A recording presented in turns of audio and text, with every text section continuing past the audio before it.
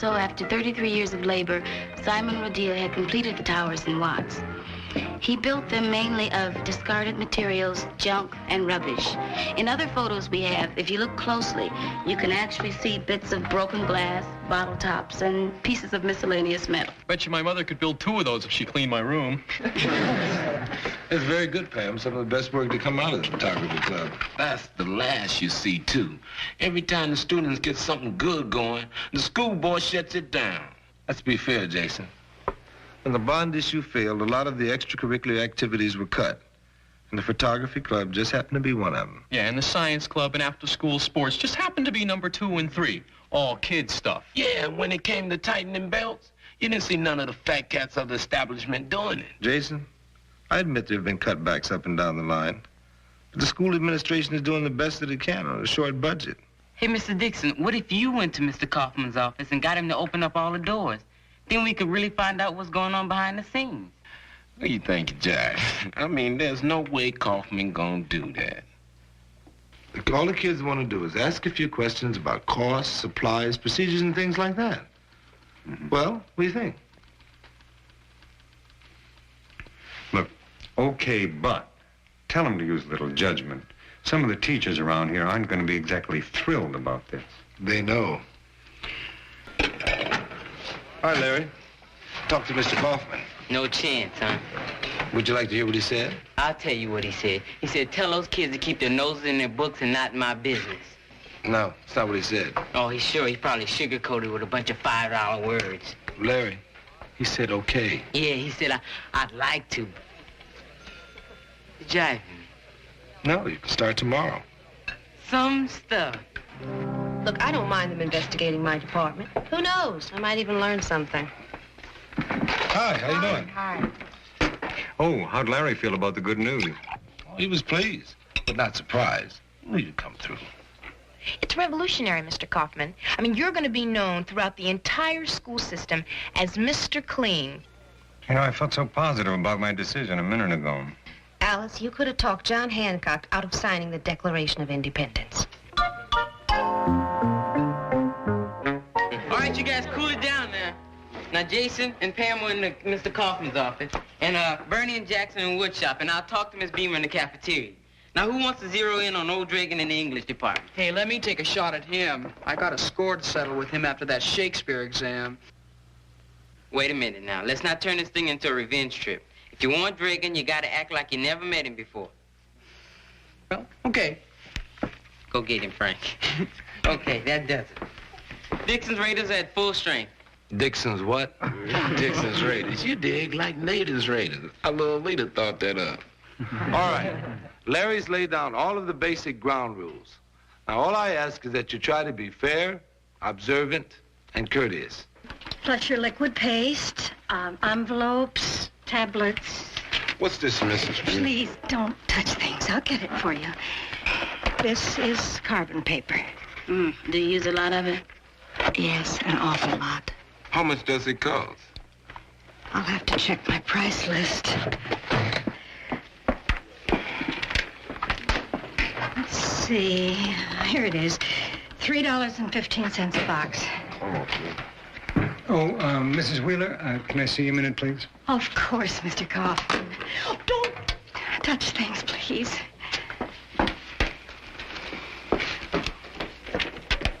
What are they asking you out there?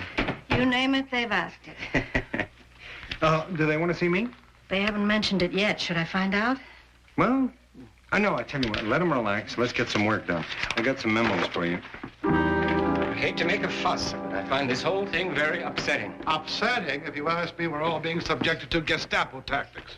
And I'm not sitting still for this. Are you, Gerard? Oh, no. Absolutely not, Mr. Dragan. There's little enough dignity left in the teaching profession. Oh, how well I know. Now, if we all go into this as a group, we can stop this childish investigation before it goes any further. You're right. I mean, look at the name they've chosen. Dixon's Raiders. Obviously meant to agitate. Don't you agree, Miss Johnson? No, I don't think so. You don't? You don't think so? No, I think the name's all in fun. Besides, from what I hear, the kids have made some pretty good suggestions. Oh, really? Oh, that's interesting. Go ahead, Jason. This is the first report on Room 222, Dixon's Raiders. Location, school supply office. Official in charge, Mrs. Emily Willer. Our study team found said, office run efficient and free from influence of any special interest group. However, certain ways of buying things can be improved. Item, typewriter ribbon. You've been using red and black ribbons, you dig? You don't hardly use the red part, so buy all black ribbons and get twice the use for the same bread. Could you do without the red? Well, I suppose so. Item, carbon paper. Now, I defy them to find a carbon paper cheaper than the one I use. Oh, you're right. But in this case, we checked with business offices. They tell us it's better to use the expensive carbon paper. With that cheap stuff, you get 2 or 3 uses, right? With the expensive stuff, you can use it 16, 18 times. I'll look into it. Item, ICL copying machine. For most school needs, you can get it on with the next smaller model, saving about... Well, that's it. Why don't we break for lunch and come back right after, okay? Very good job. Gee, I'm impressed. So am I. That kills that can. I'll get some more out of the storage room. I just checked. We're out of it. No more mayonnaise either. What do you mean? There was just 6 cans in there the other day. Yeah, I know. The kids must be drinking it. Or something. Ken, I understand you didn't exactly open up your heart to our little investigating team. Mr. Kaufman, let's not mince words. I ordered them out of my office. The point is, I will not submit myself to Mr. Dixon's version of Ralph Naderism. It's an insult to every department head in the school. Look, Mr. Dragan, I didn't start that study to alienate department heads. In fact, I didn't start the study at all. It was my students' idea. I think it happens to be a very good one. Now, Ken, you've got to admit that the students have conducted themselves very professionally. What's more important, they've gotten some results. In that case, you should be satisfied. Really, Mr. Kaufman, how much longer is this nonsense going to go on? Look, the kids are involved. And it would be unfair to stop them now just when they're really getting enthused. I agree. I see. Then you'd have no objection to my taking this grievance to the school board, would you? Oh, no. Although it's not really necessary. Most of the members of the school board already know about the saga of Dixon's raiders. Do you know that 3 of the members of the school board have already called me to express their enthusiasm? Well, since the lunatics have already taken over the asylum, who am I to oppose them? Oh,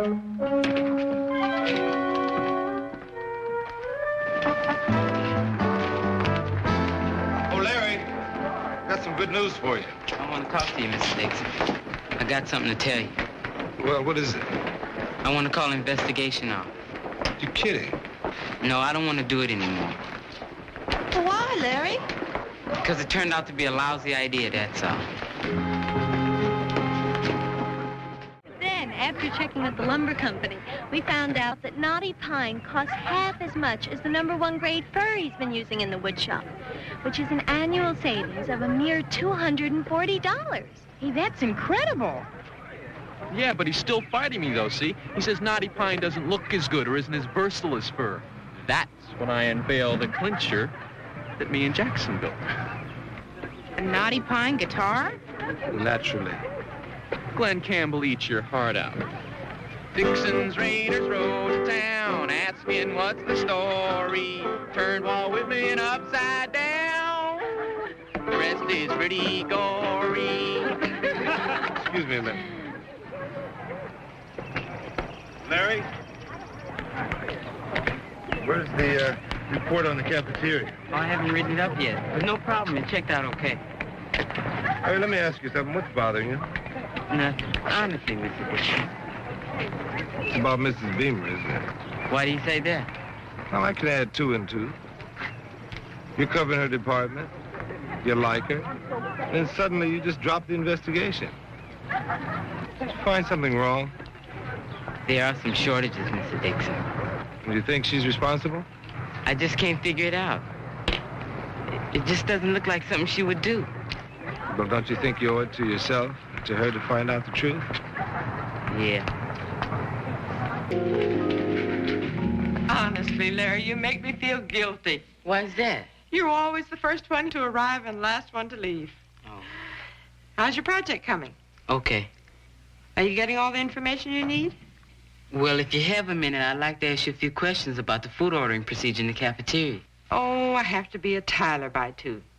But you know where my books are, on top of my desk. Everything's in there. Well, that's all right. I'll wait till tomorrow. Oh, tomorrow's Friday. You know how busy we are. Why didn't you do it today? Get it over with. Hope you can read my handwriting. Oh, lock up for me, will you, honey? Sure. Bye.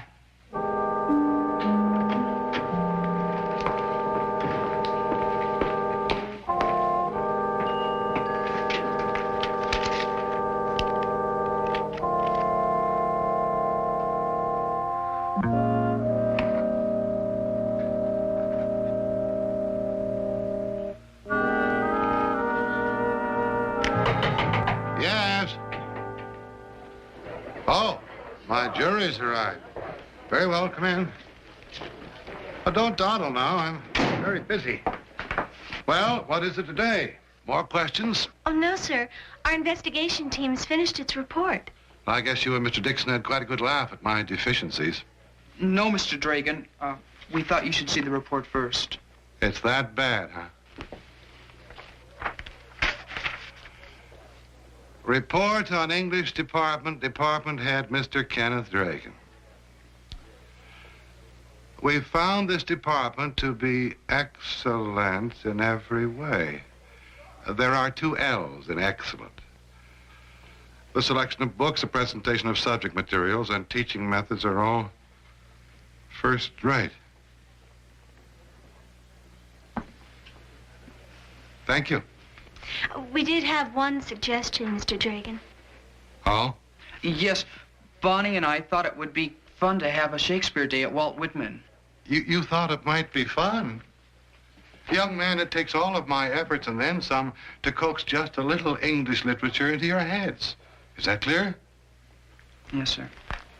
Well, thank you for the report. You know, I've got work to do. Oh, you might as well leave that Shakespeare business as long as you've done it.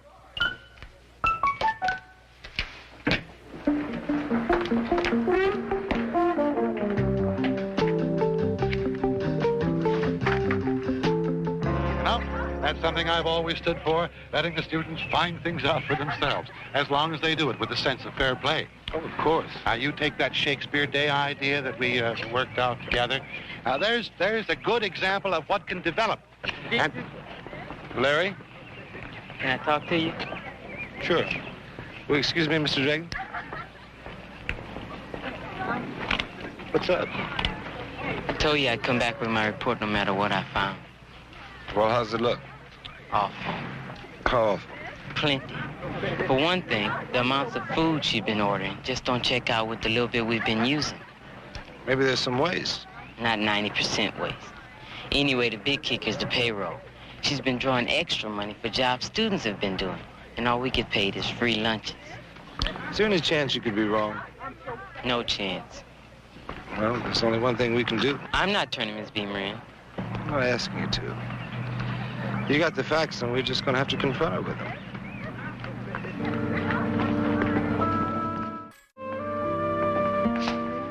Hi, Larry. Mr. Dixon? Oh, Mrs. Beamer. Can we talk to you for a second? Sure. But if it's about today's meatloaf, I already know. Had too much garlic. No, Mrs. Beamer, it's not about the meatloaf. Larry here has something he wants to say to you. What is it, Larry? Miss Beamer, I feel real bad. Go ahead, honey. It's all right. Well, it's about the investigation. I hope I'm wrong, but it looks like things just don't check out in the payroll ledger. Oh. So you went through the payroll ledger, too? Sorry. It's all right, Larry. I suppose I always left it out because I wanted to get caught.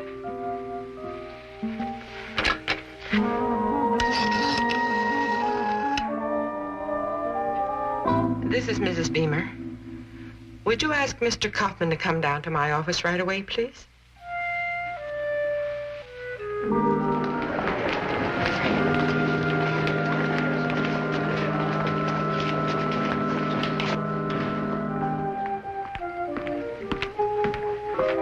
Hello. What's going on? Mr. Kaufman, I've been dishonest with you. With everyone. What do you mean? Well, Larry's done a very good job in his investigation. He's found a misallocation of funds in my books. It's too late to return the money. It's been spent. You'll find everything accounted for in here.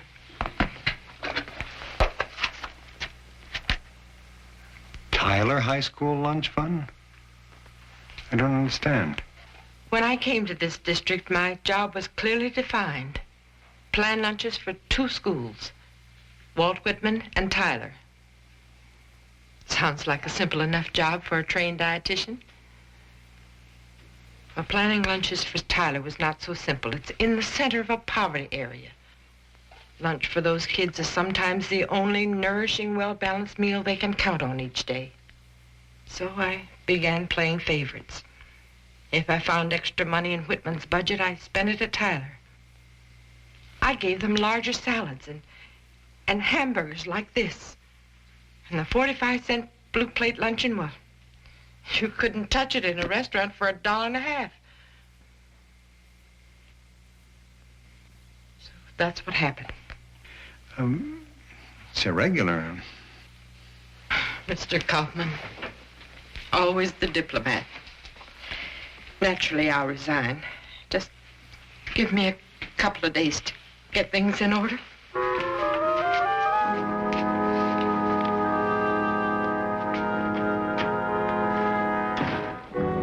Well, it looks like our good intentions didn't turn out so well, huh? I guess not. We all thought it was such a good idea. Yeah, but you know what really concerns me? That we lost Miss Beamer. Those kids are really going to feel bad when they find out. Poor Larry looks miserable. I'm sorry to disturb you, but some of the children insist on seeing you. Mr. Kaufman, we have it all figured out. One at a time. We have a way of keeping the Tyler lunch program going. The new Tyler Lunch Program Subcommittee, known as Beamer's Redeemers, have found a practical solution to the problem. Item. Dixon's Raiders investigation have figured out a total savings of $950. Item. The end result being, instead of spending the money to bring back the photo club and after-school sports, why not give it to Miss Beamer for Tyler? Well, that's a good start. You kids are willing to take the money from your own activities for the Tyler Lunch Fund? That's very generous. I'm very proud of you. Look, we've got some other factors to discuss right now. Why don't you wait? We'll get back to you as soon as we can. Okay. All right? Yeah, okay. We'll be around if you need it. All right. Yes, I'm sure of it.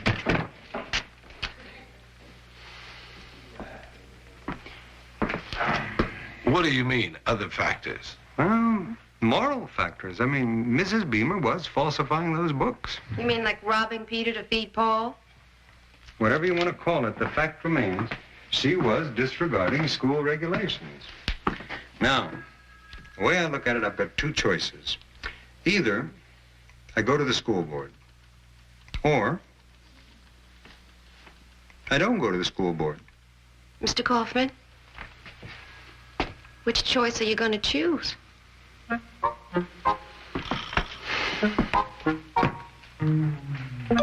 Item. What do you think?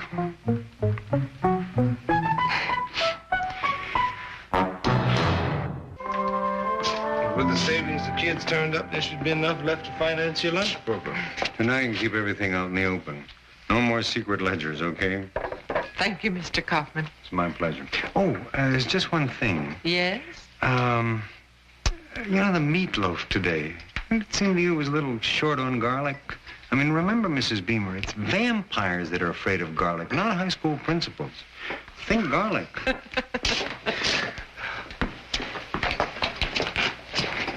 Oh, Miss Kaufman. I just want to say that Dixon's Raiders appreciate, the way you handle things. Not going straight down the road with the rule book. Well, I stayed within the regulations. I felt that certain things were within my jurisdiction to decide, so I decided, but I didn't actually break the rules. Well, we like the way you bend them, because that old rule book ain't never going to be quite the same.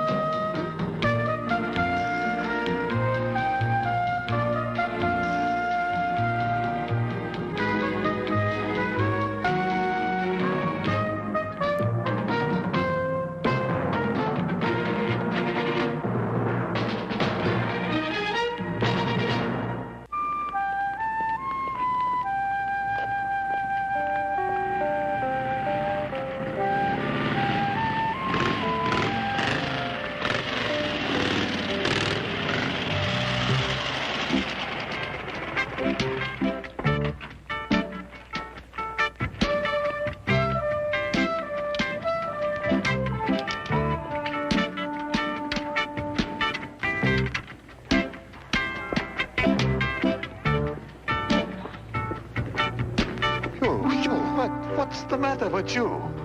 I don't know, man. What? You got no right. United States of America flag is sacred. Come on, man. It's a free country. Oh, freedom, yes. Not to insult, no. Bug off, mister. Now, you listen to me. Gentlemen, please. You'll be late for class. Yeah. Hippie! Hippie! You're teacher and you permit disgrace for American USA flag? Not possible. Kulovich, tell us what happened. Yes. Mr. Kulovich, why don't you tell the class what happened? I already told you. Hotshot hippie drive to school on motorcycle. He get down and I see he got for pants in back. Cut out with scissors. American USA flag. No. When not displayed, American USA flag must be folded, stored, or burned. It's law. Yeah. That's right, Mr. Kulovich. And since you know that, why didn't you just tell him? I mean, isn't it possible that he just didn't know? It's also possible to yell too much. I apologize. But American flag is something very important to me. Es verdad to all of us. To all of us. And to me, too.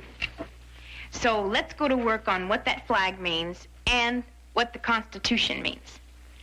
I'm going to read the First Amendment. Oh, please, young gentleman, permit.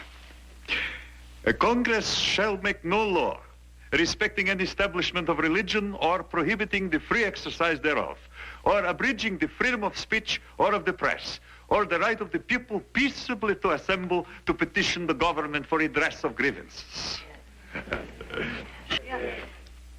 Yeah, I can also say the others, amendments and Constitution. I believe you, and I'm very impressed. But now, let's discuss what that really means. For example, the right to wear a pair of pants patterned after the flag. No, I disagree. But Mr. Kulovich, after reciting all of those freedoms under the First Amendment, well, shouldn't we include freedom of dress?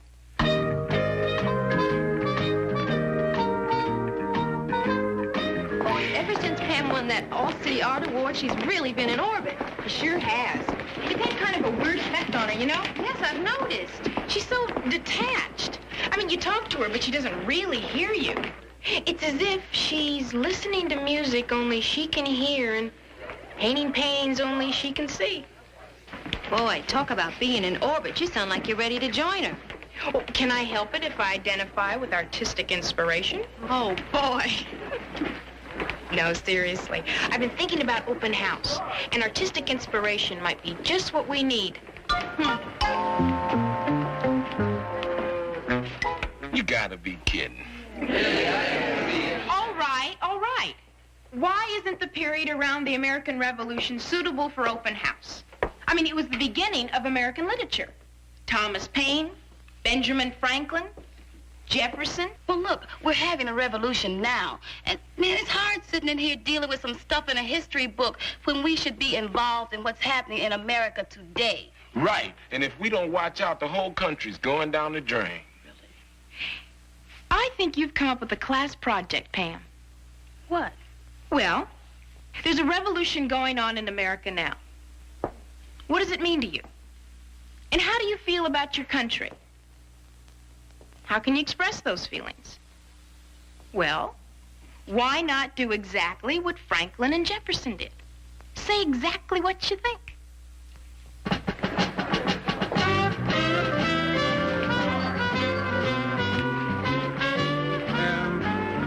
What are you two doing, trying to smuggle an elephant in here? Now, see, Mr. Kaufman, it's our project for open house. And you don't have to worry, man. It's cool. Yeah. Well, as long as it's cool. It's cool. It is? Now, the question is, what does cool mean to him?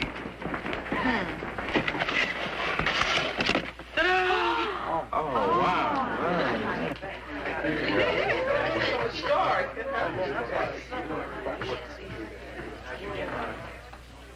Well?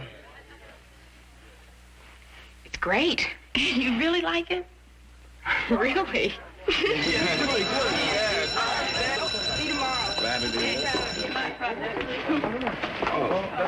Scholars. Hello, Bernie. Hello, excuse me. Excuse me. Hi there. Hi.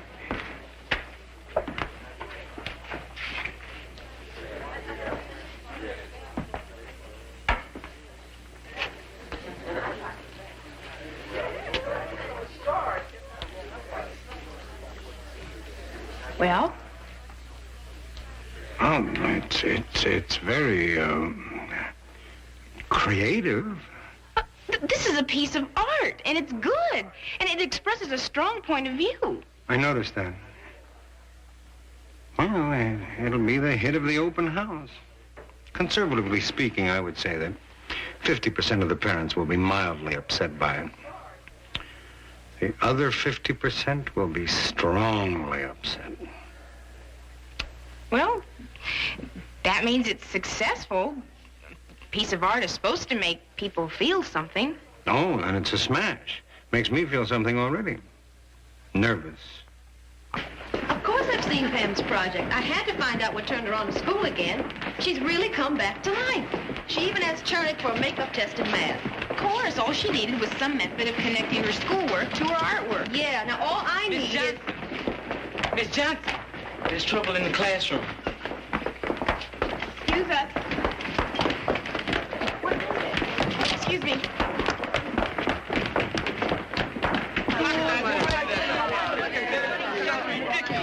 Get away with that.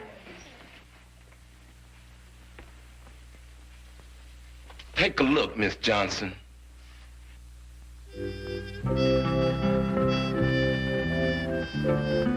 That's beautiful, man. I mean, well, we should have expected that, right?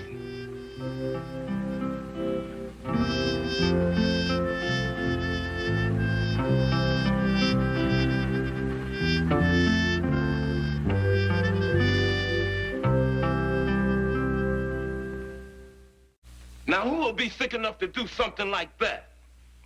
Hey, this is the kind of world we live in. This is what happens to an artist today. Now, I know you and Miss McIntyre have been talking about me. Pam just isn't doing her work. Well, Miss Johnson, this is my work. This is what I care about. Not English and history and math and all that. They don't mean anything to me. This is what I feel. You conned me, Miss Johnson. You know, I got kind of hooked into this, and it was really important to me. Doing something that came out of what I felt. And now it's just wrecked.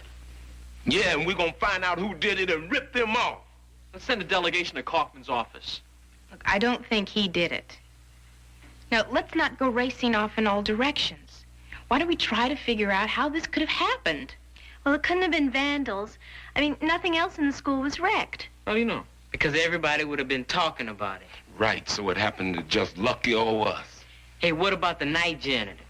Oh, man, I know that cat. He's cool. Look, are you also sure that it was an outsider, not a student? Oh, it couldn't have been a kid. He would have known it was somebody's project, somebody working on it. Right. It sounds like the kind of thing an adult would do if he were really angry about something. Hey, maybe it was a teacher. No. But who else could have got in here, man? I mean, the school is locked up at night. No, it isn't. Not all the time. They have those night classes. Oh, yeah, adult education. They got a lot of them, you know. A night student. What about a night student, Miss Johnson?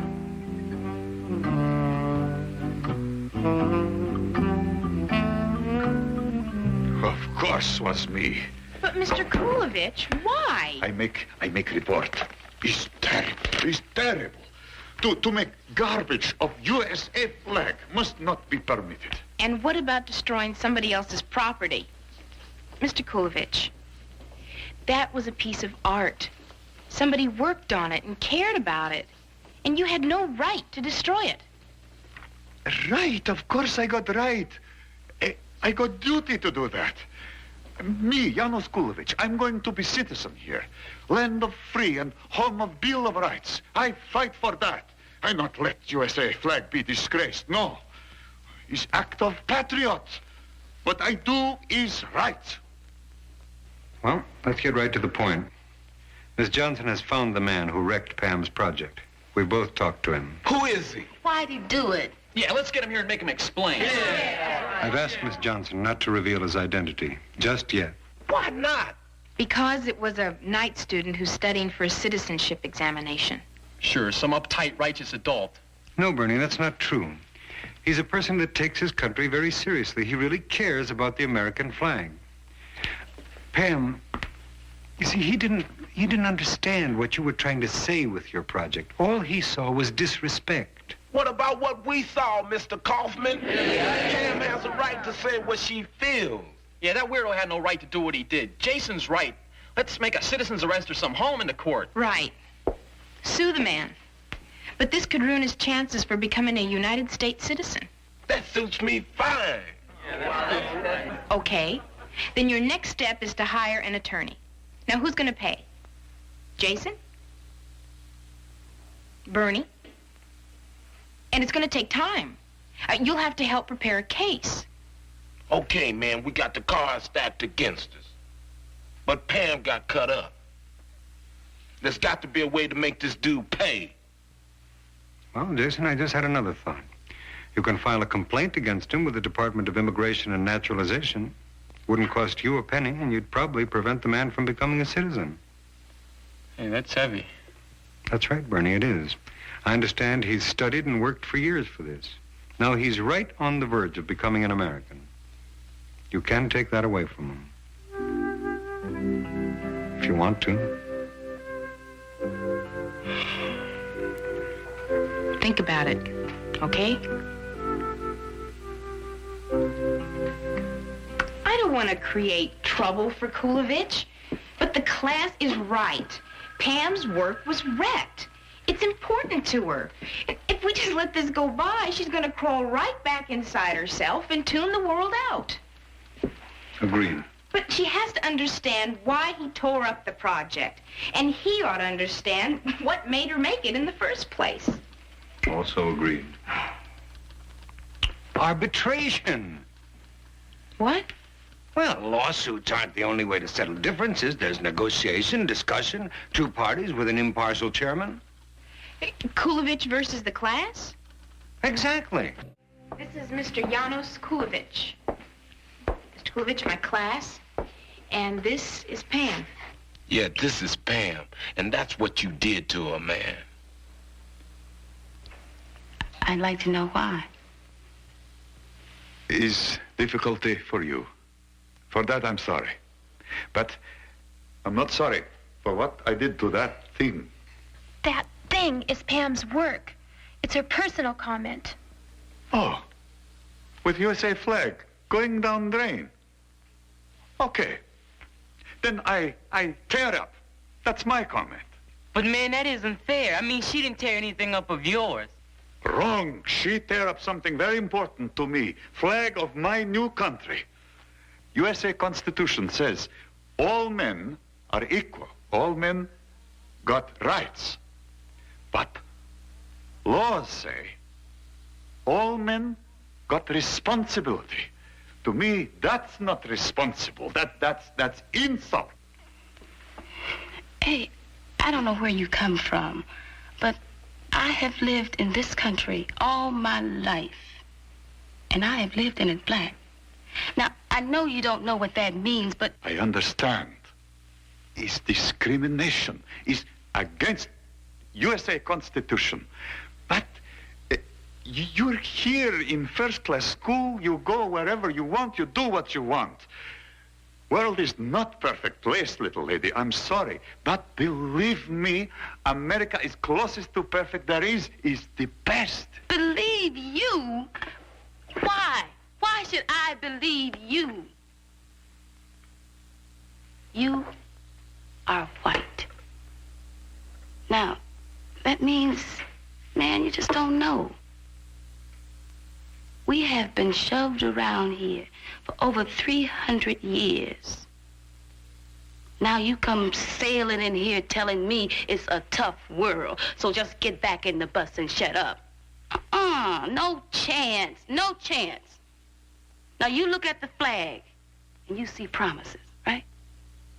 I look at that same flag and I see promises I want kept. Now I have a right to say I am not satisfied.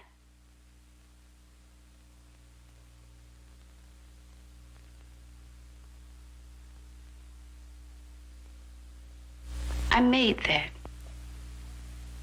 out of my own life, out of my own gut.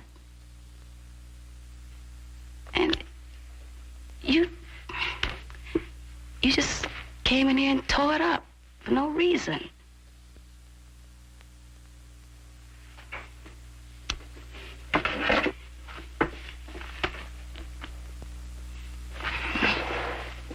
That's where that is.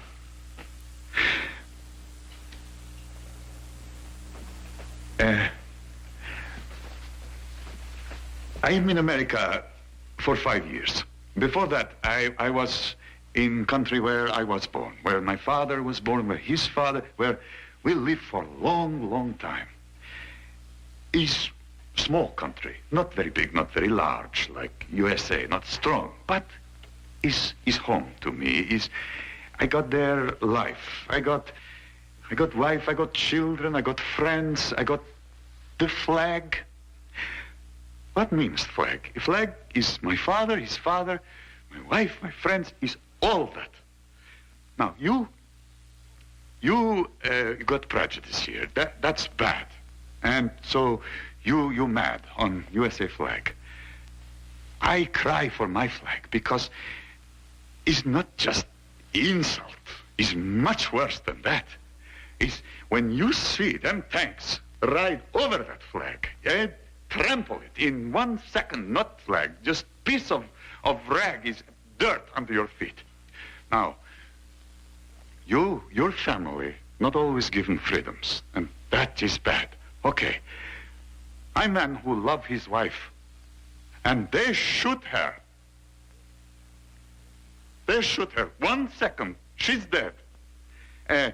My children are running, I'm running, they're shooting, and my children are dead. So I stopped running. I got no reason to run anymore.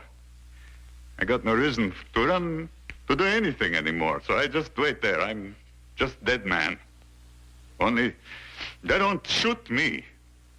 I don't know why, but they don't. I stand there, I wait, and then I escape.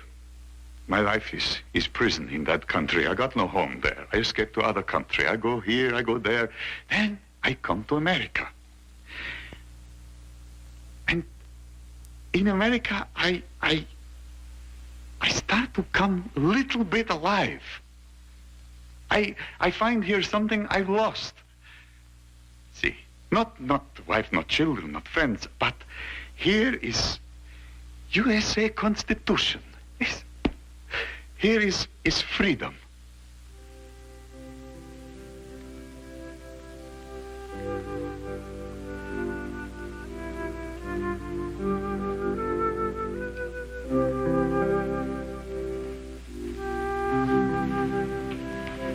Here is USA flag. Here's what I got in my life.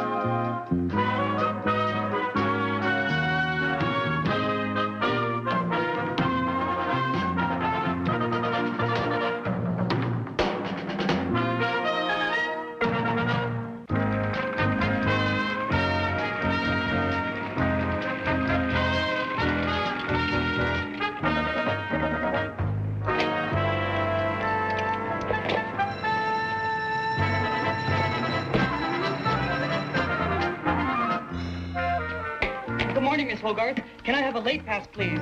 You're Ken Hayashi, right? Mm-hmm. Second time this week. Fourth time.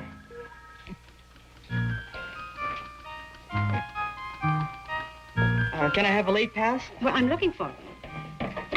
Wait, here they are. There you are. Thanks. This is a hall pass. Oh. Can I just have a note? Oh, but yes, if I could find my pencil, I'll write you a note. And the populist movement became important in the late 19th century with small farmers and businessmen taking on what they saw as a rip-off by the big companies. Well, the same thing is happening today in the consumer market, with Nader, Bansoff, and others taking on the so-called establishment. Mr. Dixon, it's an extremely difficult task, historically speaking, to buck City Hall. And you don't think that's changing? They want you to think it's changing. If you hang in there, you can get some response. Because today, consumer has a better chance than he's ever had before. No way, Mr. Dixon. You shove at the establishment, it just lets you shove. It wears you down, then it wipes you out. Be more specific. Have you been wiped out? I got a new motorcycle. Since I got it, I've never walked so much in my life. You gotta see him to believe it, Mr. Dixon. Crazy leg Hayashi. What's the hang-up with your bike? It conks out all the time. What about your guarantee? The day after it expired, they told me it was a major overhaul. $170. Why don't we all go out and take a look at that bike, Mr. Dixon, since it's what we're talking about? You wouldn't be trying to hustle me to cut class short, would you? For 10 minutes. 15, maybe, but not 10. Hey! Get him, kid.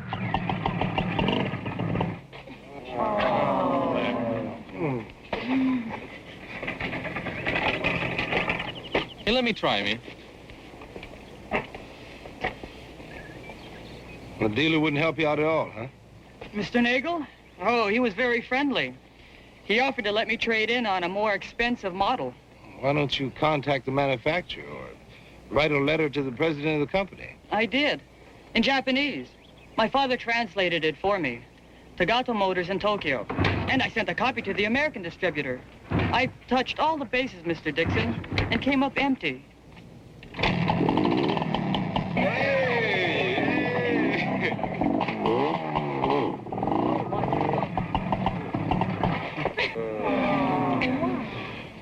Well, any ideas, group? A class project. What you think, Mr. Dixon? I think a class project might be very interesting. Well,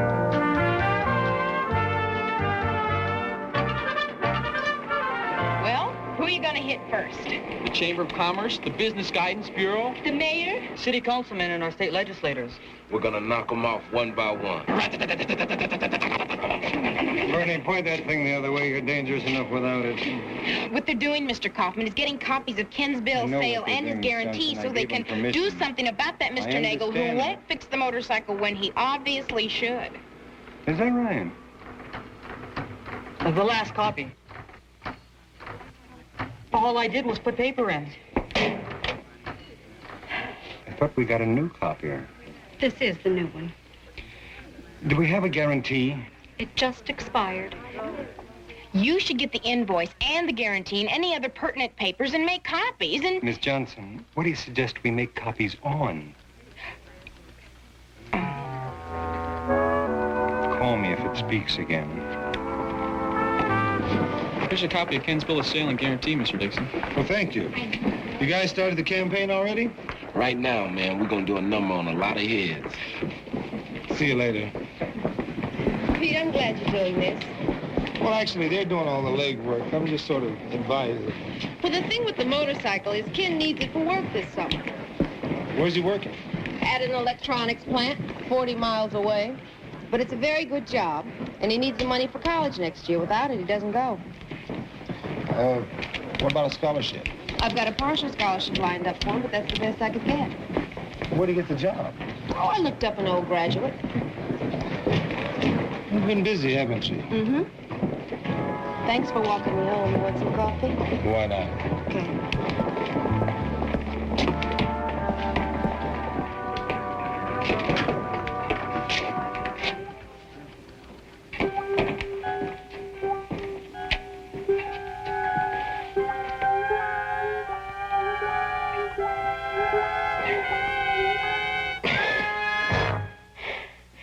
Isometrics. 45 seconds a day. Change your life in 4 days. Does that mean I have to get a new tennis partner? No, I tried it long enough. It's not for me. How long you been doing it? 45 seconds. Listen, the reason I called you in, I wanted to ask you about Ken Hayashi and your consumer project. Kids are really digging in. So I gathered. I just got a call from John Kirk, our state assemblyman. Why, was he complaining? Oh, no. He was lauding the democratic process, and incidentally himself. You know, I have never liked that guy. I could be wrong. He is on a panel the kids got together along with some people from the Business Guidance Bureau and the city's consumer's office. Oh, that sounds good. Look, if they do any good with the motorcycle, see what they can do about our copy machine. But, Mrs. Crane, the question is, can the city consumer's advocate get Mr. Nagel to honor his guarantee as he should have? Yeah, I'll give Ken his bread back. He ain't rolling, man. What? He ain't rolling. Oh, yes, I see what you mean. Well, as I've said, our very small staff is very concerned in this area, especially in effectuating compliance. But I believe that Mr. Caruso would have some input here. Oh, yes, I do. The Business Guidance Bureau has sent a strong letter of inquiry to Mr. Nagel and a copy to the manufacturer suggesting that if the facts are as you state, Mr. Nagel might very well reconsider his position. Or he might not. Oh, well, there's always that possibility. But you must remember he has to operate in a business-like manner or he won't be in business long. Now, I believe you said he did offer to repair the motorcycle at cost. $170. It might as well be $1,700. It's a rip-off. From your point of view. But we haven't heard from his point of view yet. And when are we going to get that?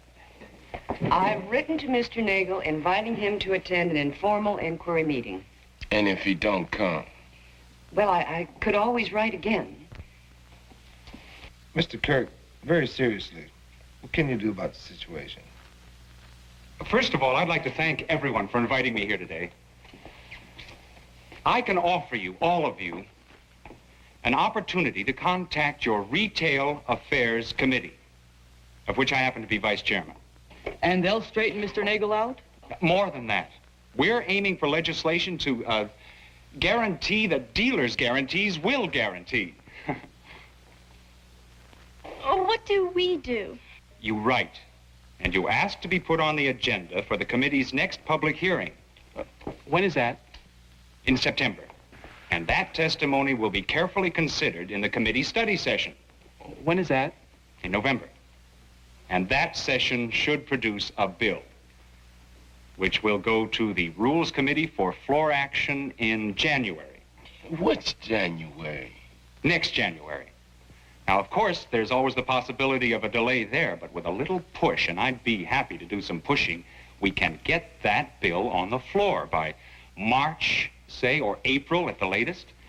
Then after the floor debate, it'll come up for a vote. Mr. Kirk, I need wheels now, not in 2 years. Eventually, things do get done, but in the meantime, we must make haste slowly. We just have to learn to be patient. Seems like I heard that before. Somewhere. Hi, Pete. Hi, how you doing? Pretty good. Where's your lunch? I'm not eating lunch. I noticed a few badly placed bulges in the mirror this morning. Oh. Well, you know, I saw Ken Hayashi earlier. He's pretty discouraged. I don't blame him. Nagel never answered anybody's letters yet. I really thought something more would come out of that meeting. I did too. I think what you're going to do is marvelous. You do? Sure, I hate to see anybody getting away with what that Nagel's getting away with. Well, I had an idea this morning, and I mentioned it to Alice. I thought since Ken's father doesn't speak much English, you should go down and talk to that Nagel character yourself. And when, might I ask, did you intend to suggest that I do that? After we drove up to the place? We? Hey, going together, that's even better. You can give them both barrels. Oh, hi there. I'm Bud Nagel. Glad to meet you folks. Pete Dixon. Mr. Dixon, a pleasure. Mrs. Dixon? And speaking of pleasure, why don't you just take a little look at some of the greatest open sesames to fun known to mankind. Well, what can I show you? How about this one right here? It's a dandy little machine. Do you have a guarantee on all your motorcycles? Pete, you don't mind if I call you Pete?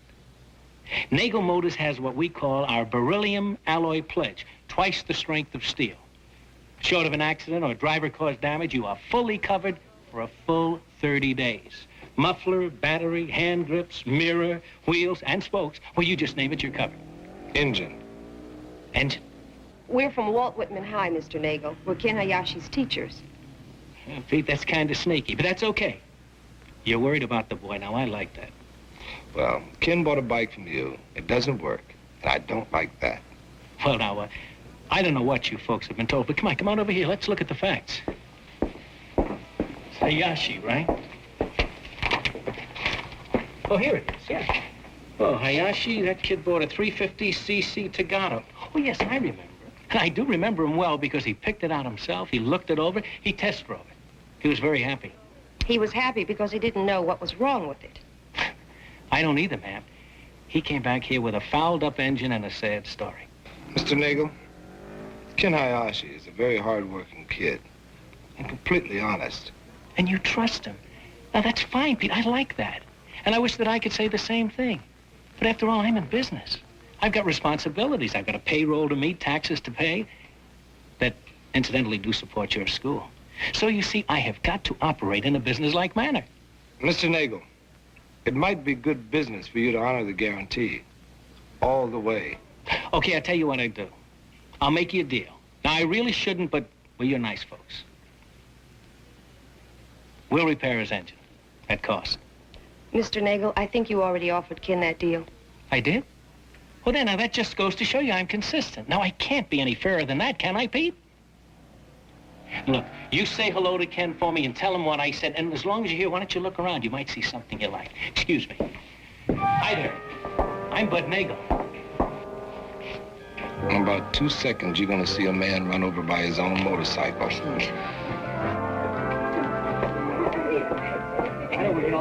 Modern art, right? Oh, a lot of rip-offs, Miss Johnson. I don't get it. What is this? A nail. Wrong. It's the world's smallest portable coat hanger. See, we've been doing research on mail order ads and come on junk letters. The public just gobbles them up. Dig this insect trap. No battery. No moving part. Hold still. An easily stored lung exerciser. Boy, there ought to be laws protecting people against this sort of jip. Does Mr. Dixon know about these things? It was his idea for us to look into it. Oh, listen. What happened yesterday when he and Miss McIntyre went down to the motorcycle place?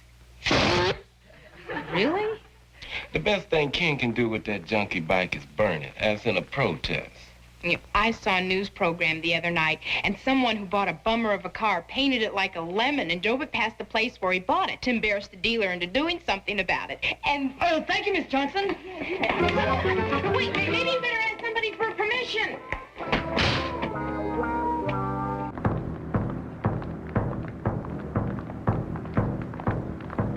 To know a few simple words of mine spoken without even thinking started the whole ball rolling. You know, I wasn't even going to look at the news that night. Just think of all the nights you never watched the news and all that hasn't happened as a result. From now on, I'm going to watch it every night. Mr. Blord, do you have a son or a daughter in school? The name doesn't quite connect. I'm Bud Nagel's attorney. I see. What can I do for you? It's nothing serious, Mr. Kaufman. I'm not looking for any trouble. I'm a pacifist. That's nice. Let's settle whatever it is on that basis. Have a seat. Thank you. It's just that a few of your kids have been picketing Nagel Motors, and we'd like you to pull them off. You'd like me to what? Or else we'll have to get a restraining order. Maybe file an action against each of the kids, their parents, you, and the school board, of course. It's a lot of filing. Assuming, of course, that it is illegal to stage a peaceful protest, which I wouldn't bet on, how do you figure to involve the school? Ah, but they were taught populism and consumerism by a Mr. Dixon. He's a teacher of yours. I know him well. I wouldn't be surprised if those signs and the decorations on the bike weren't done on school premises. Do I have the right to make one phone call to my attorney? Mr. Nagel has a right to run his business without harassment. So I'm just asking you to have a word with your kids. Mm-hmm. You forgot to say or else. I never waste an or else. Mr. Blord, why don't we both just say goodbye?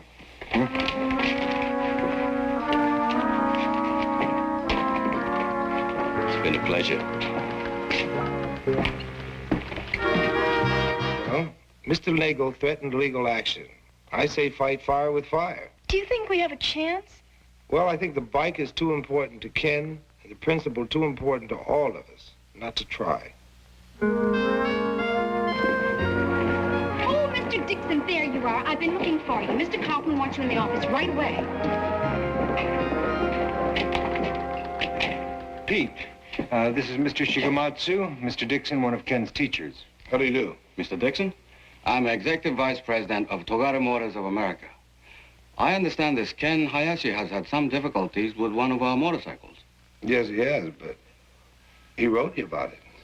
He did. And I received, let's see, a letter from Mrs. Crane, Consumer Advocate's Office.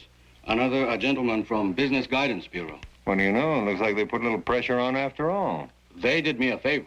If we have a dealer who's out of line, I want to know about it. Are you going to talk to Mr. Nagel? Right now. Would you like to come along? Well, I have a free period, and I can't think of anything better I'd like to do with it. Look, Mr. Hayashi, I don't know what your son has told you, but I've had it. I'm afraid I don't understand, Mr. Nagel. Bud Nagel, like a nice guy. But frankly, I am losing my patience in this matter. But, Mr. Nagel, I've looked over the cycle that Ken bought here, and I think its engine may have been defective. Well, sure, because he ran it into a tree or something. I don't think so. You don't think so? Look, Hayashi, this is my business. I mean, I'm an expert, and I don't think you're in any position to make a judgment like that. But assuming the possibility of a defect, certainly your guarantee should cover it. Our guarantee speaks for itself, sir. Yes, I've read it. And if you don't mind my saying so, it consists mostly of loopholes. I darn well do mind your saying so. Look, Hayashi, I'll make it simple. Your boy is a troublemaker, and so are you. Now, are you going to leave here quietly? Or do I invoke my legal rights and bounce you out of here? No, I wouldn't dream of making trouble. Good. But tell me, Mr. Nagel, why do you keep calling me Hayashi? That's your name, isn't it? Not quite. As a matter of fact, not even close.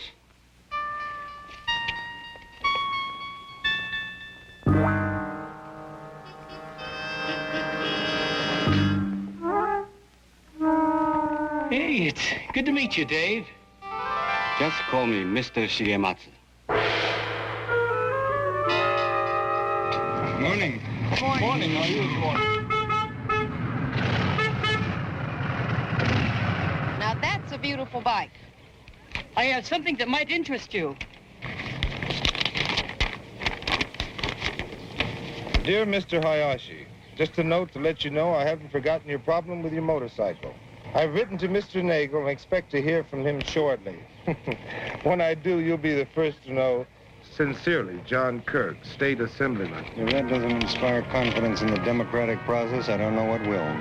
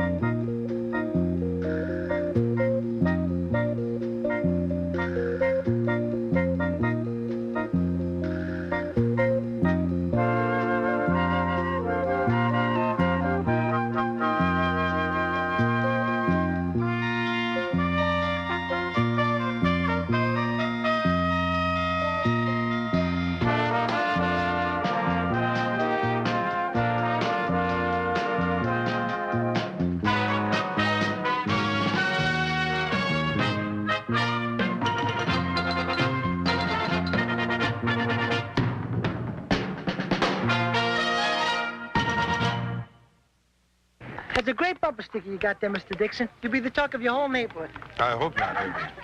Tell me something, though. How'd you happen to get into the bumper sticker business? Well, I was looking for something that was cheap to make, easy to merchandise, and had a ready market. Well, you found it. Yeah, but I don't want to limit myself. I mean, I've got some big plans for expansion. Mr. Dragan. Thank you, Mr. Dixon. Mr. Dragan. Hey, Mr. Dixon? Oh, hi, fellas.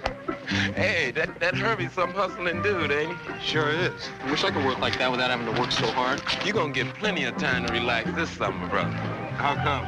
Everything's gonna stop, Mr. Dixon, for 3 months, the whole economy.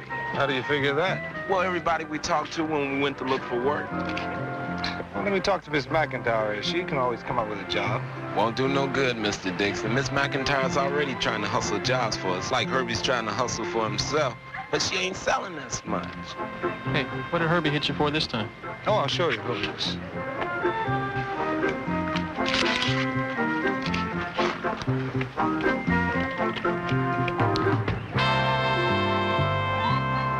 Miss Johnson, Miss McIntyre. Uh-oh, Herbie Considine. What's he selling now? Bumper stickers for openers. Keep moving.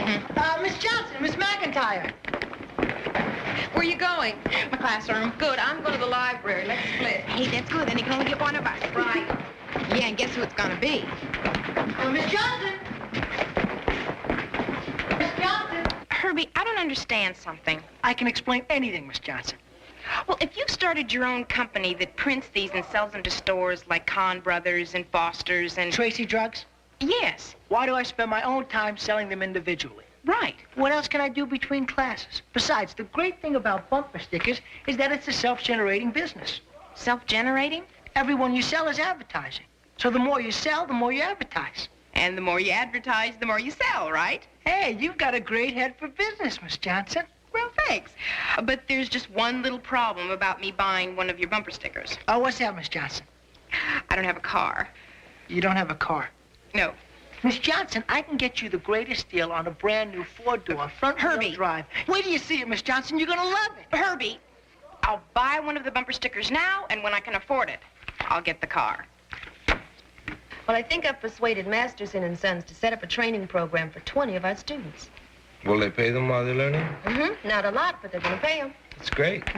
You know, Liz, you deserve a lot of credit for making that happen, especially at a time like this. It was very ingenious. Well, it hasn't really happened yet. But they are sending somebody over next week to interview our students. Who knows? Once you get the program started, it might encourage other companies to do the same thing. I certainly hope so. 20 jobs doesn't even begin to solve the problem. Too bad we don't have a school full of Herbie Considines. You don't really mean that. No, I don't. Forget I said it.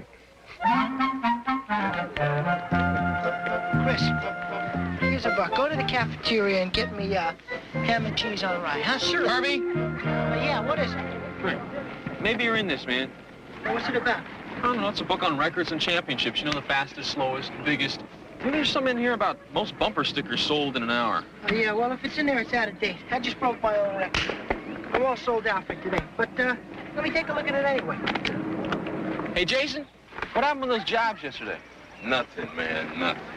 Yeah, I blew a job as a shoe salesman this morning. Why? Not enough experience and too much hair. Now, that's discrimination. If you were a girl, they wouldn't have said anything. I got an interview at a moving company. 12 other guys. They're gonna let 2 of us know. Hey, a guy can swallow 5 swords at once. I wonder who he buys his swords from. Hey, Herbie, you're a businessman. Why don't you help us out? How? I'll do anything. Why don't you let kids sell your bumper stickers around school? Too much overhead for the potential market. It would eat up my profits. Why don't you have some of the kids run your printing press and deliver your stickers? I just don't have any openings right now. I'm fully staffed. Oh, that's what all you employers say. Look, I use adults. They're more reliable, and besides, they don't work until they have just enough money for some stereotypes, then quit. This anything you're willing to do to help. What does it include? It includes the answer to your problem. Here's your lunch, Herbie. I'm sorry it took so long, but there was a line. Oh, that's okay, kid. Just give me the change, and you eat the lunch. Thanks. Oh, Miss McIntyre. Miss McIntyre. Herbie, I'm not in the mood to listen to any sales pitch. Ah, but suppose it means jobs for Whitman students. Oh, you always know what button to press. Dick, a sudden disaster strikes, leaving a family destitute. Then they go on the TV news. People send money, make offers of help. So? Family right across the street, same disaster. But they don't go on the TV news. They starve. Why? Publicity. Right. A situation is presented dramatically. Sympathy is aroused. Action is stimulated. Okay. So what we have to do is publicize Whitman High's problem. A need for jobs for students. Oh, Herbie, now does this involve some kind of disaster at the school? No, we just have to set up a situation by where when an employer thinks job, he thinks Whitman. We have to demonstrate Whitman initiative, Whitman desire, Whitman ingenuity. Mr. Kaufman will sure like that. Right, and with those qualities, a Whitman student will be an asset to any business. Herbie, wait, no. I think everything you're saying is fine. I only have one question. How? Miss McIntyre, I'm going to say one word to you. Just one word. I'm ready. Bananas. Bananas? Would you mind explaining to me how bananas are going to get jobs for kids? Well, Herbie got the idea from this book. A three-man team eating the most bananas in an hour. Well, what's his idea? For us to get a three-man team and see how many bananas they can eat. See, we'll get attention from the news media, and we'll focus the spotlight on Whitman students. Kids who'll do more to get a job and more for their employer after they get it. Yeah, that's great thinking. Someday we might all be glad we bought bumper stickers from Herbie. He's contacting the Banana Bureau of America to see if they'll cooperate with us. Did you agree to all this? Not yet. You know, it sounds like another one of Herbie's stunts to me. Yeah, that's what I said. But Herbie said not if the Whitman team breaks the world's record. The world's record for a three-man team eating the most bananas in an hour. Golly. Come in. I'm looking for Mr. Considine. Mr. Herbie Considine? Yes. I'm John Bean, the Banana Bureau of America. I'm Liz McIntyre. Oh, yes, Mr. Considine mentioned your name. That was very good of him. I didn't know you were coming today. Well, Mr. Considine sounded pretty urgent, and actually we're rather excited about this project. You are? Oh, it'll be great publicity for us. And as I told Mr. Considine, the Banana Bureau will provide all the bananas necessary. All the bananas. Not only that, we'll also provide the 3 students who are on the team with jobs for the summer. You will? Provided they break the record, of course. We'll use them for promotional purposes. We'll bill them as the Big Banana Eaters. I coined that phrase myself. That's very catchy. Thank you. I'm sorry I'm late. I guess you two have met. Mr. Bean, I'm Mr. Considine. Oh, Herbie. Herbie, since I didn't know there was a meeting, I started without you. Oh, Miss McIntyre, I'm sorry. I really meant to leave a note in your box. I really should get a secretary. Well, have you two discussed the arrangements yet? Mm-hmm. All the bananas we can eat plus jobs for the team. Oh, good. Well, what do you say, Miss McIntyre? Come in. Liz, oh, I see you're busy. No, Mr. Bean of the Banana Bureau, this is Alice Johnson. Oh, hi. Hello there. Does this mean you're going to do it? Well, I don't know, but before we take another step, I am going to take the bull by the horns. Excuse me. What does that mean? She's going to go see Mr. Kaufman. Ingenuity, yes, but leavened with a little common sense. Well, we tried that, and it hasn't worked so far. What makes you think lunacy is the answer? I prefer to think of it as flexibility, Mr. Kaufman, the mark of any good administrator. Oh, Liz, how many jobs do you really think this banana stunt is going to guarantee? 3, if they break the record. Plus, all that publicity could lead to lots of other jobs. If they break the record. For a 3-man team eating the most bananas in an hour. All of this comes to us from the fertile mind of Herbie Considine. Yes. Liz, I'm sorry, but I just think it would do more harm than good. I'm afraid the answer is no. Masterson and Sons has regretfully announced they will be unable to institute a program for paid trainees this summer as they had planned. Therefore, the job interviews scheduled for next Tuesday are canceled. Sincerely. There's more good news. The government announced today that the elimination of 20 possible jobs is evidence of the continuing improvement of the economic picture. I knew this was going to happen. Have they really shut the thing down? Yeah.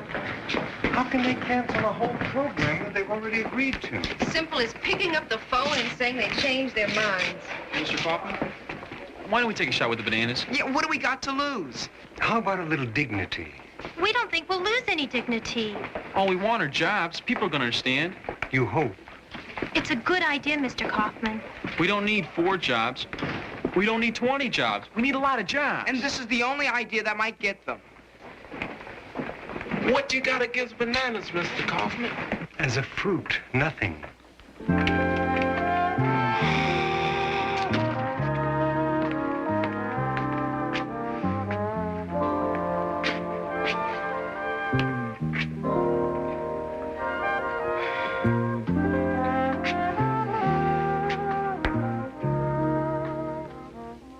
Well, I don't see what harm it can do, and the publicity would be a big help.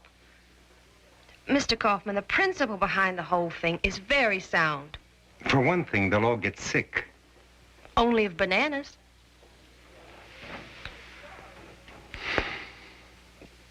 Mr. Kaufman, do you have a better idea? You got me there. Okay, Miss Johnson, you have my permission. Miss Johnson? Oh, Miss McIntyre, excuse me. It's just that kind of an idea.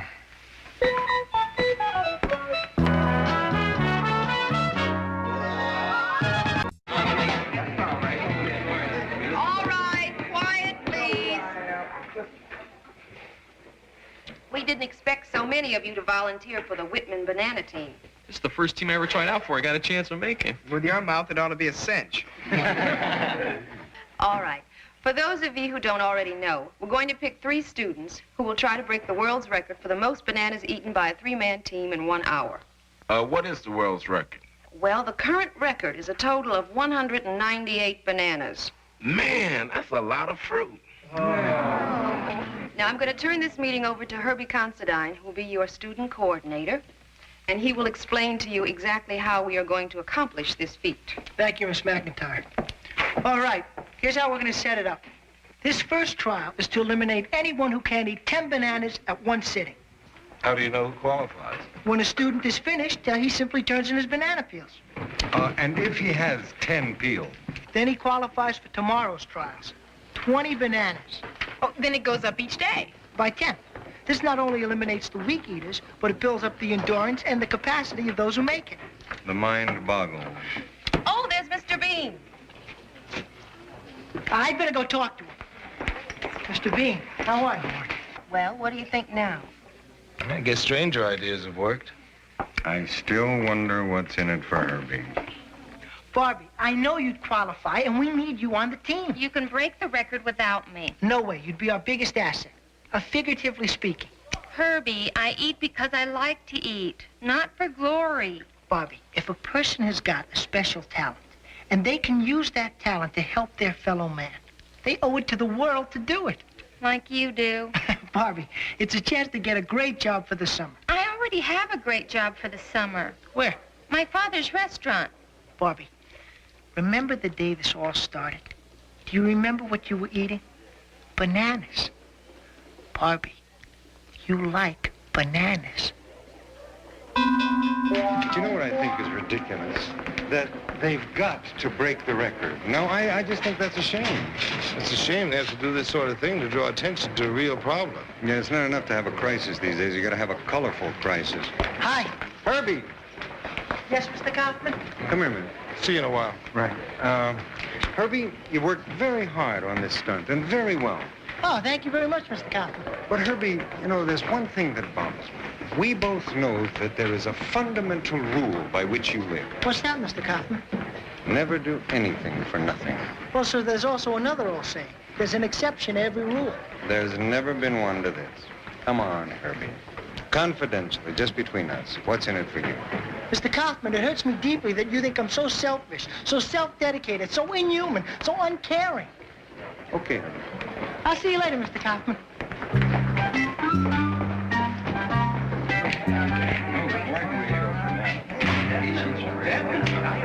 Kaufman? Yes? Charlie Hall, L.A. Chronicle. Oh, reporter. Samuel Kaufman, right? Seymour Kaufman. Seymour Kaufman. Miss McIntyre says you're the principal? Oh, Miss McIntyre is right. Anything interesting happen while you've been principal? Any riot, fire? Well, if that's what you consider interesting, no. Well, how about something personal? Any little human interest hook? Such as, do I have a dog? Yeah, well, that's the best you can do. Mr. Hall, I would appreciate it if you would concentrate on the point of this whole project, which is to publicize our students' need for jobs, to call attention to their personal ingenuity, which is available to every employer in town. Look, if they break the record, it's news. If not, it's just a lot of banana peels. Are you nervous? Oh, I'm just glad I don't have to eat anything. You know, I had cereal this morning with bananas on it, just for luck. Okay, team, let's go. Now remember, eat slowly, chew thoroughly, and take it one banana at a time. What's the matter? You think I have no manners? You think I'd use both hands? Bernie, I've got a lot riding on this. Don't blow it for me. What do you have riding on this?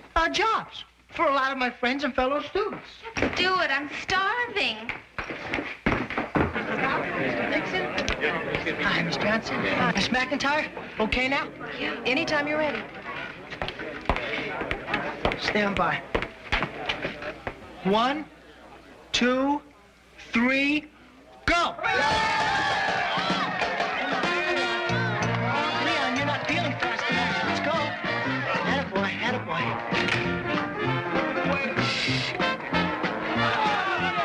That's it, Barbie, that's it. That's it. Wonderful, wonderful.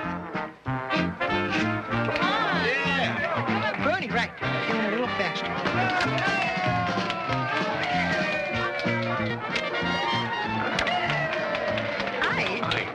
Why'd you sit down? Thank you. Excuse me. Thank you. Fun? Yes, don't it well.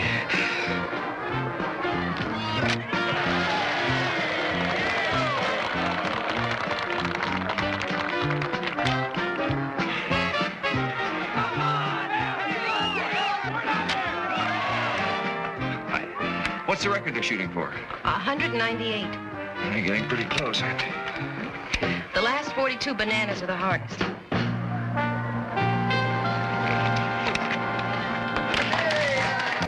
Bernie, you're a quitter. A quitter. Come on, Bernie. Look at your teammates. Eat one more banana. Bernie, one more banana might make all the difference in the world. Herbie, I couldn't eat another banana, even if I never got another job my whole life.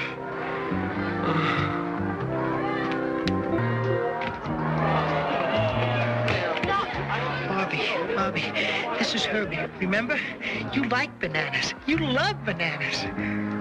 I hate bananas.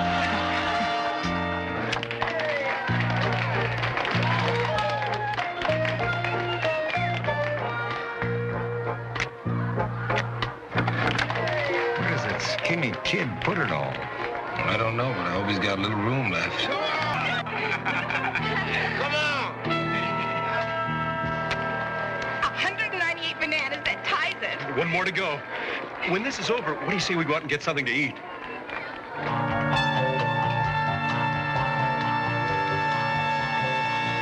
Ten, 9, 8, 7, 6, 5, 4, 3, 2, 1. Bananas!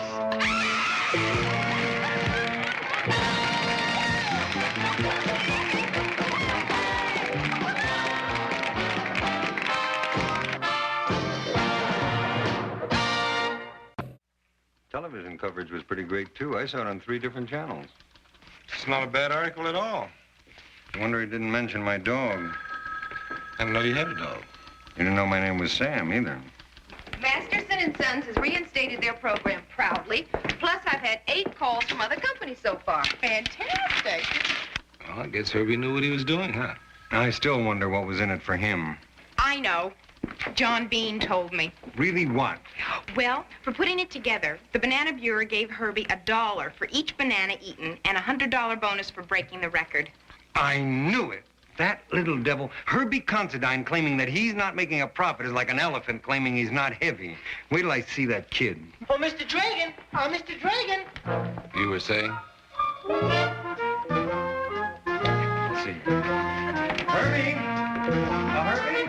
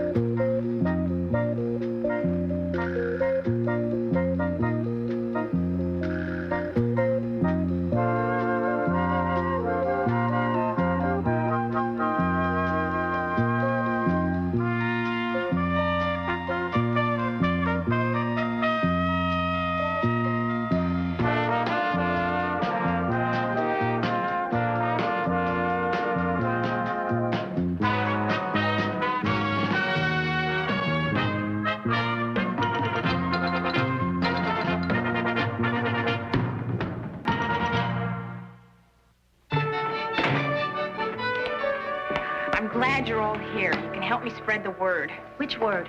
Well, Mr. Dragon has the flu. You want everyone to know that? No, he's faculty advisor for the Poets' Corner. Oh, and they're sponsoring the Speakers' Assembly today. Right, and since Mr. Dragon's absent, it's my job to see that there's somebody in the auditorium besides the 8 members of the Poets' Corner and me. Who's the speaker? Oh, Edith Appleton Tope. Who? Edith Appleton Tope. She's a poetess. And a very good one. She writes sonnets, odes, Alexandrian epics. Something for everyone. I don't think the students are going to line up to hear sonnets, odes, and Alexandrian epics. Well, they just might like Miss Tope if they give her a chance. And Mr. Dragon says she's another Ella Wheeler Wilcox. Oh. Well, any student interest you can drum up will be appreciated. Well, we'll do what we can. Okay. Edith Appleton Tope. Well, if you can't get Ella Wheeler Wilcox. There are a lot of speakers that could pack that auditorium. People with kids would be interested in. Yeah. Well, for what it's worth, we're not the only school having the problem. The school board may cut off the speakers' fund entirely. You know, I still think that fund shouldn't be available just to organize clubs. Well, that's the problem. You see, the speakers appeal to just the club members and nobody else. I've been trying to get the board to change the policy. Any chance? Well, George Franklin is the stumbling block. He'd like to cancel the whole thing. And save money. How'd you guess? I have another meeting with him, but I tell you, if I have to report to old George that nobody showed up at today's lecture, I'm going to have 2 chances of changing old George's mind. Slim and none. I'll see you. Hey, you better hurry. You're going to be late. Late? Late for what, Miss Johnson? Today's speaker. Edith Appleton Tope. That's who it is. Well, we were reminded. But poetry, Miss Johnson. Nick, I thought you prided yourself on being open-minded. Marx says that unless it serves to liberate the oppressed, poetry has no utility. Who knows? You may be liberated.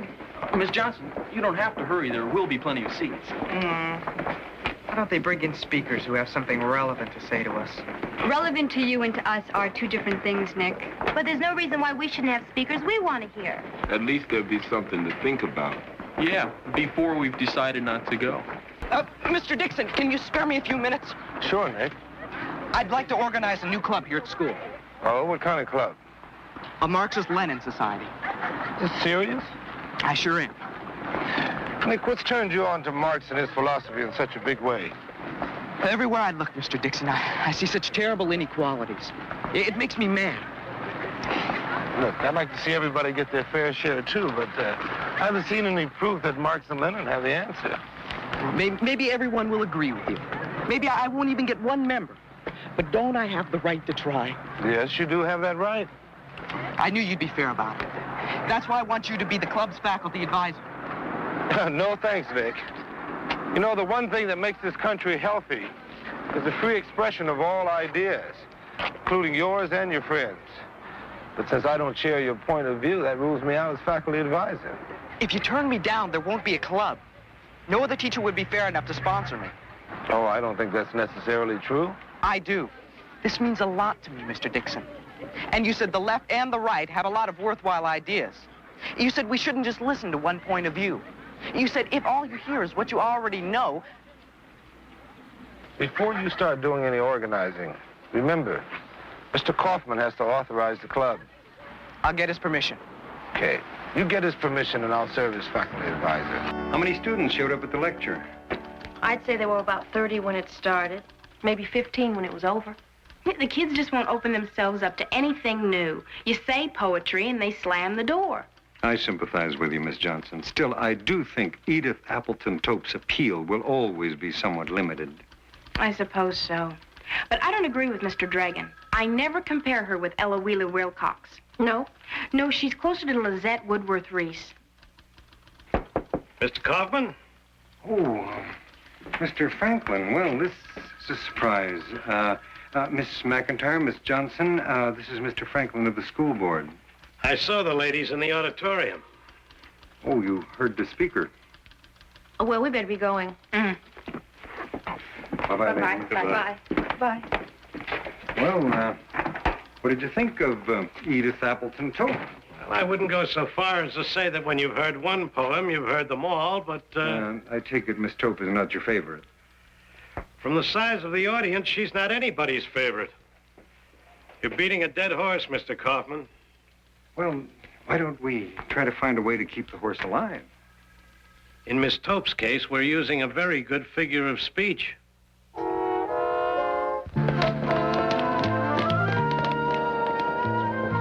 Oh, good morning. I've been looking for you. Oh, what's the problem? Nick Timmons.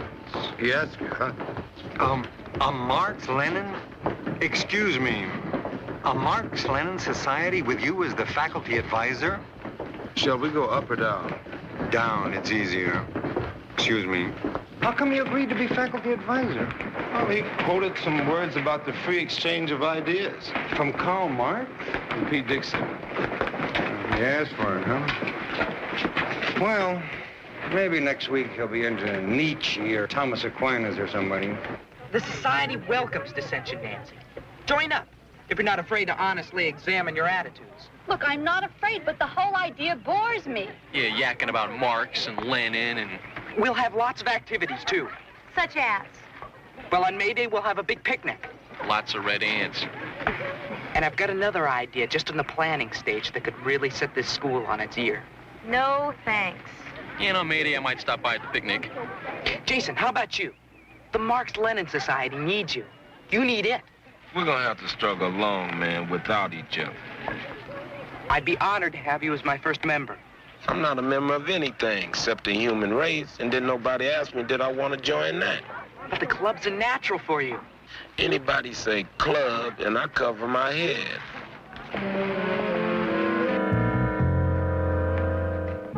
Mr. Dixon. Oh, Nick, how's it going? Not so good. How's the membership drive coming? It takes time for an idea to catch on. What we need is something to spark interest in the society. You know, you might have to face the possibility that interest doesn't exist. Mr. Dixon, as a recognized club here at Walt Whitman, we have the right to draw on the Speakers Fund, haven't we? Yes. We're going to sponsor a speaker who'll fill that auditorium and have everybody in this school talking about the Marx-Lenin Society. Who've you got in mind? Oscar Smith. Oscar Smith? The Oscar Smith. One of the Tulsa 10. I wrote to him asking if he'd consider speaking here, sponsored by the society. Here's his answer.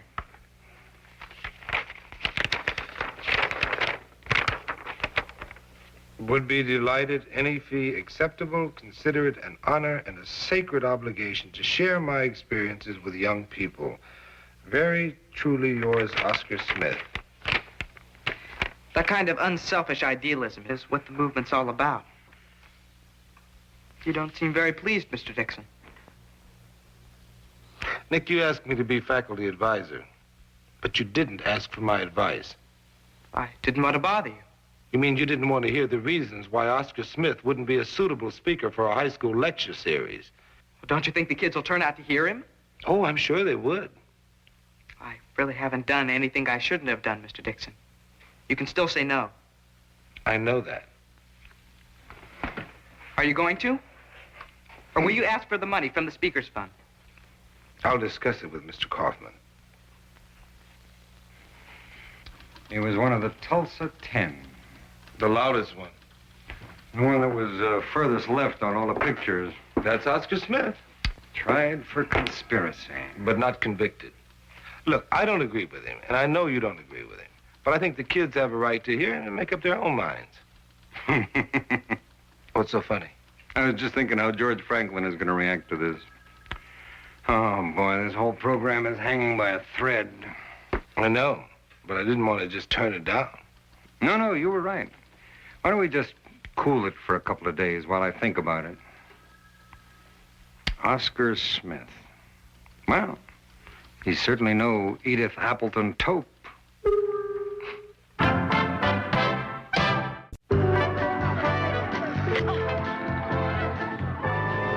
Have you seen this?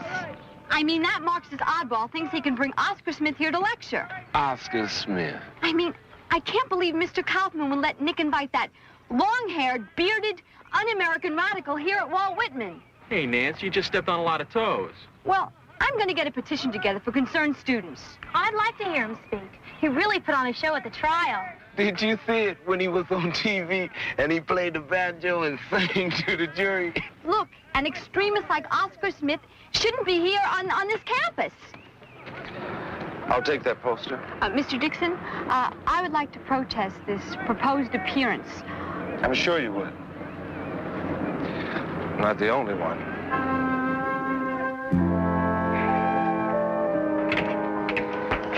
You wanted to see me, Mr. Dixon? Yes, sit down. I want to talk to you. Why did you put those posters up? Just spreading the good word. Well, you know Mr. Kaufman hasn't authorized Smith's appearance. Not officially. But you wanted to be sure he would by making it as hard as possible for him to refuse. No, sir. Don't con me, Nick. Bringing Oscar Smith here was what you had in mind from the first, right? Sponsoring relevant speakers is one of the most important functions of a club. But first you had to have a club. And to have a club, you had to have a faculty advisor. I was trying to work within the system. What you were trying to do was work yourself into a position of influence with the students. What matters is I'm bringing one of the most vital political figures in the country to the school. Any way you can? So? The end justifies the means. I'd say you'd learn that part of Marxism very well, Nick. Mr. Dixon, there's nobody at this school I respect more than you. You prove that by using me. In a good cause. You should hear the kids. They're really turned on. Well, their excitement is a little bit premature. Mr. Kaufman will give us the okay, won't he? I don't know. But he can't turn us down now. Oh, yes, he can. Nick, nobody likes to be pressured into making a decision. Gee, Pete. Gee, what, Jerry? Well, the whole idea of a guy like that coming to a place like this to speak. You really think it would be that terrible? Well, not terrible, maybe, but not good. Jerry, there's a lot of difference between good and terrible. Well, let's just say the whole thing. How you handled it, Kaufman being on the spot, the speaker's program in jeopardy is unfortunate. You know what I mean? Yes, I get the picture. Well, I've got a class. We ought to have dinner sometime soon. Yeah, sure. You know, now I understand why you and Liz are always so worried about me. Oh, why is that? Well, you're in the kind of situation that I always get into. And then I wonder how it happened to me. Happens one step at a time. That's the way it always is with me. Now, if we could just figure out which first steps to avoid. You mean if I hadn't become faculty advisor for the Marx-Lenin Society? But if you hadn't agreed to it, well, that just wouldn't be you. Thanks, Alice. This man Smith is a revolutionary. He's an anarchist organizer. Well, my office hasn't authorized his appearance. Well, then why have these posters been put up? A student in the club that invited him let his enthusiasm overwhelm his better judgment. Just went ahead without permission, huh? Yeah. Well, I'm glad to hear it. What's a Marx-Lenin Society doing in a public school anyway? It's an experiment. Whose idea? The same students. For what it's worth, so far he's the president, the vice president, the secretary, treasurer, and the only member. Well, they say it's better to let these kids work these things out by themselves. I don't know. I was told what to do. I accepted it, and it's worked fine for me. Mr. Franklin, could we get to the point of this meeting? Well, I'll tell you flat out. I've thought about it. I've been around to other schools, and I don't think there's anything to discuss. We've been spending a lot of money on a speakers program nobody sees. Well, that's the point. If we would change our policy so that the speakers were more relevant to what most of the students want to hear. Now, Oscar Smith... Oh, you made the right decision there. The only decision. No subversive like Smith can be allowed to use the public schools for a platform. I'm afraid you misunderstood me. I haven't made that decision yet. You just told me you turned him down. No, I said I haven't authorized his appearance, but that's as of now. 1 minute, you're asking for my support to retain the Speakers Fund. And in the next, you're telling me you're thinking of bringing in that wild-eyed radical. I don't understand you, Mr. Kaufman. Mr. Franklin, this school doesn't exist in a vacuum. The students need to know what's going on outside. They're going to be out there pretty soon. When you make your decision, Mr. Kaufman, I want to know. You will.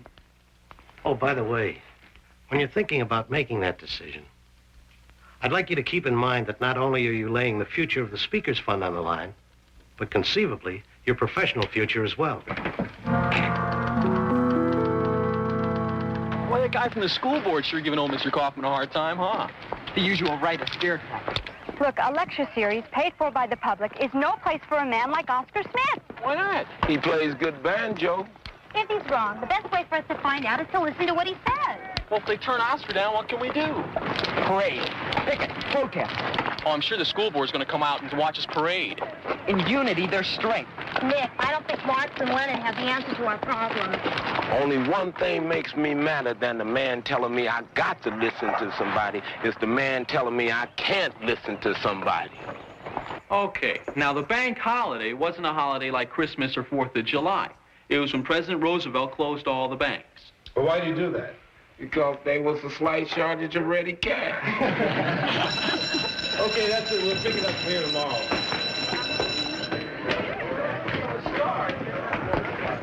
Mr. Dixon, is it true the school board may cut off the speaker's fund? Strong possibility. Because of Oscar Smith?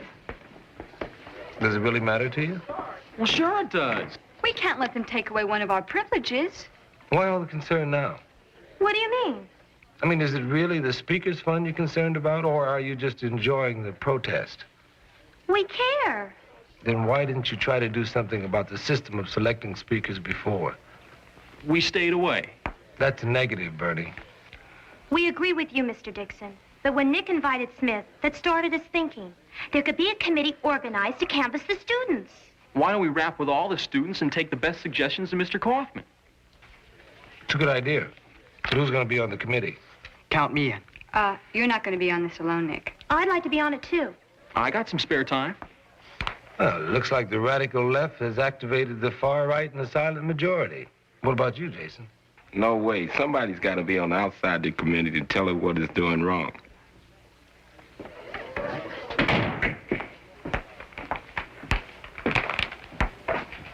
What a morning. I've been helping to answer Mr. Kaufman's phone. Complaints about Oscar Smith? Half the calls are from parents threatening to take their kids out of school if Oscar Smith speaks, and the other half are from people who want tickets for the lecture. Well, when's Mr. Kaufman going to decide? Today, I hope. You know, yesterday the Poets' Corner broke a 45-year-old rule and voted to support the Marx-Lenin Society in their right to pick a speaker of their choice. Oh, I just had a mental picture of Edith Appleton Toth and Oscar Smith walking off into the sunset together. What do you got there? Ham and cheese. Ham and cheese? Man, you're living high. Hey, where's Nick? Oh, there. Nick? I got a telegram from Oscar Smith's agent. His agent? Yeah.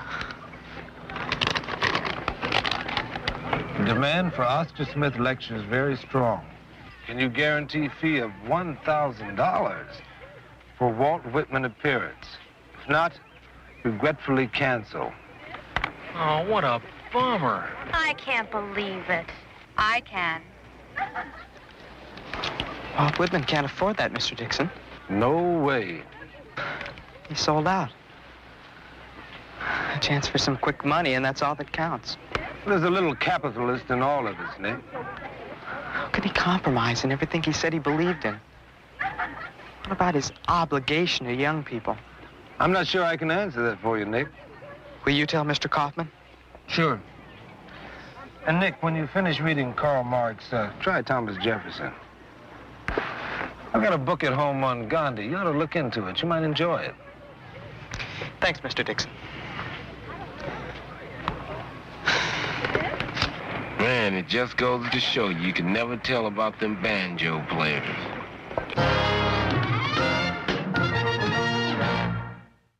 Well, I called Franklin. I told him that the whole matter had been taken out of my hands. What were you going to do? I was going to let Oscar Smith come and speak. Of course, then I would have had to get somebody from the conservative point of view just to try to keep the whole speakers fund from being canceled. You know the kids have organized a committee to petition for a change in the program. What are they suggesting? Well, the volunteer committee polled the kids, and they came up with a list of speakers they'd like to hear. Well, let's hope this will guarantee an audience. Roughly in order of preference. Angela Davis, Spyro Agnew, Cesar Chavez, Billy Graham.